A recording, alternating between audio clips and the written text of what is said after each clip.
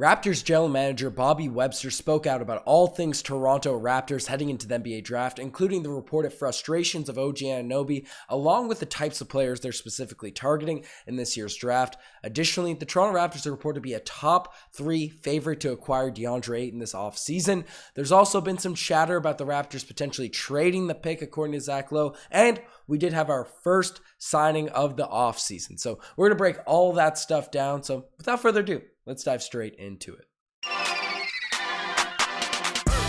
Hello everybody, Ben Rogers here, the Raptors Digest, breaking down all of the latest Toronto Raptors news. I wanted to get a few videos out over the past few days, but unfortunately my voice has left me. It's slowly coming back, and it's now at a point where I think I can make a video, but still sounds a little bit gross. So I apologize for that. We're pushing through because the NBA draft is 2 days away. And we got a lot of Raptors news to uncover, to break down, to talk about. And the first thing we're talking about is Bobby Webster. He had a lot to say. I have the headline saying speaks out on OG Anunoby's frustrations, because that's the thing that got me going a little bit. And he in his interview, he essentially pushed aside the comments when people were asking about his position and stuff. And I thought that was a little bit telling. That was a little bit telling that he refused to outright just ignore the comments. But he did go on to say that we all have great communication with OG Anunoby. I don't think it's at all that noteworthy. So unlike Dan Tolzman, he didn't come out and essentially ignore the fact that there's something going on. So maybe there's something to the rumblings, the role changes. I know Josh Lewenberg has been talking a bunch over the past few days in regards to OG Anunoby potentially, not being cool with his role and saying that, that's the case with 90% of NBA players, this, that, and whatever. But I kind of wrote it off as Jake Fisher fishing for some random news, some fake news. But maybe there is some sort of truth to the OG Anunoby frustrations, which is a little bit interesting given the fact he's been in so many trade rumors. A lot of people are trying to acquire him. Maybe that's just smoke. Maybe that's people just trying to jump on the rumor bandwagon, but that scares me a little bit because OG Anunoby is obviously a young player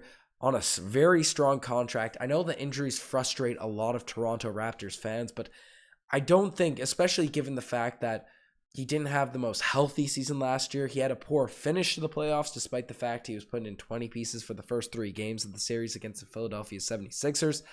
I don't think we'd be trading OG at his all-time high value right now. So I don't think Masai Ujiri would finesse any deals in regards to OG that wouldn't be in favor for the Toronto Raptors unless, he sees someone that's a draft pick that he wants to bring in and be the next star. But it's interesting. It's an interesting situation, interesting development, but he essentially said it's not that noteworthy. He didn't deny, he didn't confirm, he didn't do anything like that, just kind of passed it by. So the Raptors don't really leak anything. I get that sort of position they're coming from. There's also, to sort of jumble into this OG Anunoby talk, there's also reports that the Blazers, their apparently hearts are set on drafting Sharp in the draft now. Another combo guard to pair alongside Anthony Simons, Damian Lillard, was Keon Johnson they picked up this season. So I don't know what the Blazers are doing, but obviously that's the reported team that OG Anunoby would potentially get traded to, because they really, really want OG Anunoby very bad, according to all the reports. So maybe that's just smoke and mirrors. Obviously this time of year, you get the randomest things coming out. Fake news gets spread through front offices to misdirect, misguide teams. We saw it last year with the Jalen Suggs. Made me buy a Jalen Suggs cake.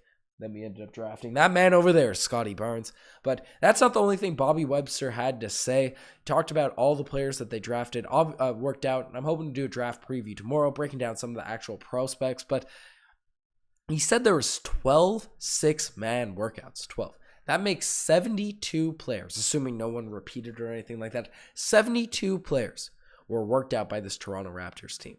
Now, I'm going to dive into potential trade scenarios because obviously they worked out players all up and down the draft boards, all through the draft. But with the 33rd pick, it's really hard to project what players might be there, what players might go, who Masai Ujiri is seeing in that second round that might be a reach to some, but could be a future steal for the Toronto Raptors.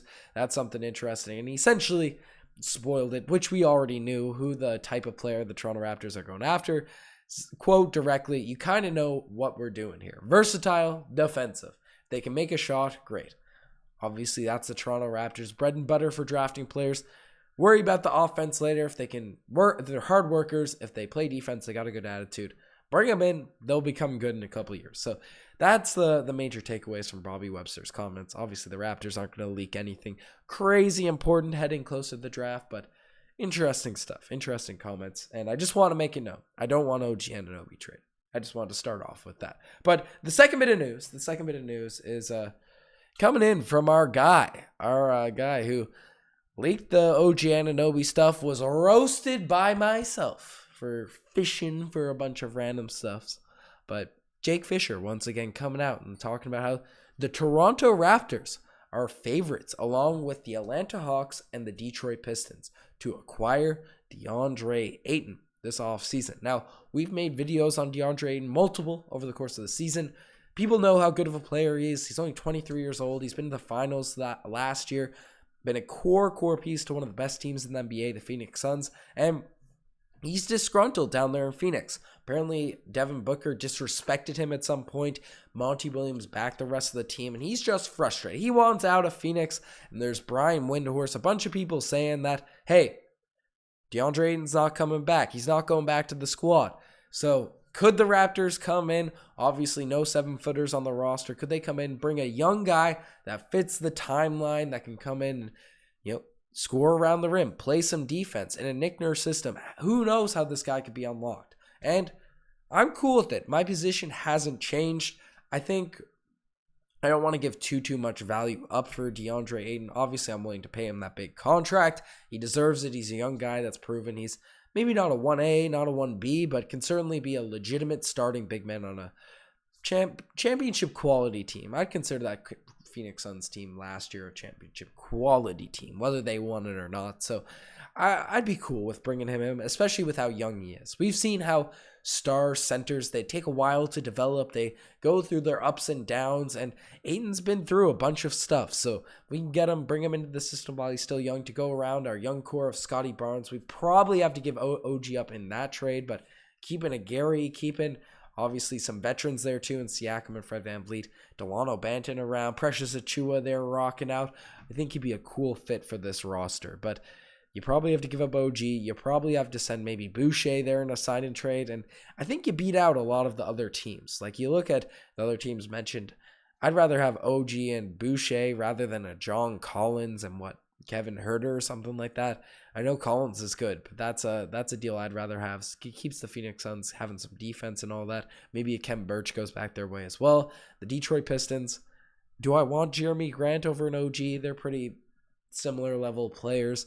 OG's on a nice contract though, and it's interesting. We'd have to compete with those teams, and Ayton, I guess, would have a say given the fact he's a free agent or restricted free agent. So interesting stuff. I'm not going to overreact because it is Mr. Fisher, man, Jake Fisher, but could be a cool pickup for the Toronto Raptors, and definitely something that will affect what we actually do during the draft if we have a legitimate chance of getting him, because we got Precious there as a big. We got some holes to fill, but Ayton would make other holes open, but one hole filled at the center slot. But let's not get hung up on Ayton.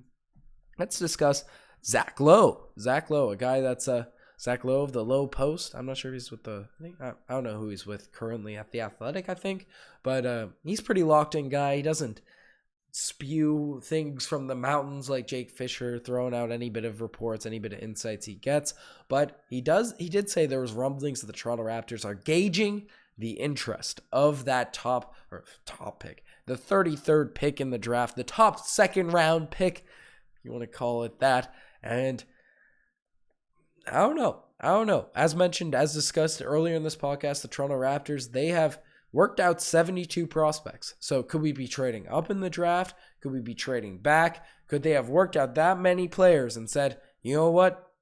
Y'all are scrubs. We don't want none of y'all. Who really knows? But the Toronto Raptors gauging the interest, and I don't think there's a lot, right? A few years, even like 2-3 years ago, we saw a trade of a 32nd, 33rd pick get traded for essentially money, right? Like just a bit of cap space and stuff. Like, that's the value of the 33rd pick at some point. Obviously, in the hands of Masai Ujiri, it might be more valuable. Maybe he gives a little tip or pointer to the team he's trained to, like, oh, this is the guy you want, right? And then they say, okay, they get the Masai Ujiri drafting magic to help out the squad. But If the Raptors trade to pick, I wouldn't be shocked. I wouldn't be surprised. It'd be interesting to see if they trade up. I'm excited to see what happens in the NBA draft. It feels like one of those years that's nothing might happen, but a lot of stuff might happen for the Toronto Raptors. I guess that could be, you could describe any draft like that. But there's lots of random rumblings that we don't usually get about the Raptors coming into this draft. So we'll see what happens. We'll see what happens if that pick gets traded. But the final thing we're talking about is the first free agent signing of the off season. And folks, I'm definitely going to need some water. I'm holding back a bunch of coughs this podcast. But our guy, Svi Mihailuk, Fiji Water, he's coming back home. Being brought back. Fiji will be sipping on this Fiji water unless he gets traded next season. Picked up his player option. He is guaranteed to at least get that money. Whether it's paid by the Toronto Raptors, whether it's paid by another team via trade, he'll be back in the NBA next season on this contract. But he's currently signed to the Toronto Raptors. Shout out Svi, getting paid. Seems like a cool guy in the interviews and all that sort of stuff. Has the potential, but obviously struggled on this Toronto Raptors team last season. But I don't know. Let me know what you guys think. You have to see Svi back. Are you interested in the draft? Do you think anything crazy is going to happen? Are we going to get Ayton this offseason? As mentioned, I'm going to try and get a draft preview video. I want to get some draft stuff on some Julian Champagnes, some prospects, some long, wiry, athletic prospects. I did some research on them, but tried the videos. And this one, I'm going to listen to it back. I'm going to release it regardless, but they sounded bad. They sounded bad with my voice. So unfortunately, not a lot of content recently, but it's coming hot and heavy over the next few days. It's Raptors fun time with the draft and free agency coming up. So anyways, you guys are the best for making this far. Check out the Instagram, the TikTok, the Twitter, all that cool stuff. Enough of me rambling. You guys are the best. I'm signing out. Cheers.